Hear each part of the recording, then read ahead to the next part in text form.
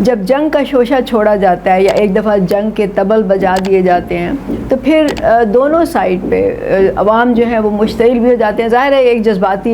مسئلہ بھی ہوتا ہے, لیکن یہ بھی بات ہے کہ اس وقت سیاسی پارٹیاں بھی لوگوں کو آرگنائز کر کے ریلیز نکالتی ہیں, سول سوسائٹی بھی نکالتی ہے, مختلف قسم کے جو گروہ ہوتے ہیں وہ بھی لوگوں کو باہر نکالتے ہیں, ریاست خود لوگوں کو منظم کر کے ریلیاں نکلواتی ہے. اور اس کی ایک وجہ ہے پیچھے, ظاہر ہے کہ ہم نے اور ظاہر ہے دوسرے فریق نے بھی اپنی ایک طاقت دکھانی ہوتی ہے, بتانا ہوتا ہے کہ ہم آپ سے ڈرتے نہیں ہیں, ہم آپ سے پیچھے نہیں ہٹیں گے. یہ ایک پروپیگنڈا وار کا ایک پہلو ہے. ان حالات میں یہ ایک مجبوری بن جاتی ہے کہ ان ریلیوں کو آرگنائز کیا جائے اور ان کو شہ دی جائے اور اس طرح کے نعرے لگوائے جائیں. لیکن جب ہم بات کرتے ہیں جنگ کی, غربت سے, بیماری سے, بے روزگاری سے, بھوک سے, تو کسی کا انٹرسٹ نہیں ہے اس کے لیے ریلیاں نکلوانے کا, کسی کا انٹرسٹ نہیں ہے اس کے لیے لوگوں کو منظم کر کے سڑکوں پہ لانے کا, کسی کا انٹرسٹ نہیں ہے کہ ایک متحد عالم ملک گیر ایک تحریک چلے, کیونکہ وہ تو ان سب کے ایکچولی مفادات کے خلاف ہی ہوگی. کیونکہ بہت سی جو سیاسی پارٹیاں ہیں, خاص طور سے جو بڑی سیاسی پارٹیاں ہیں,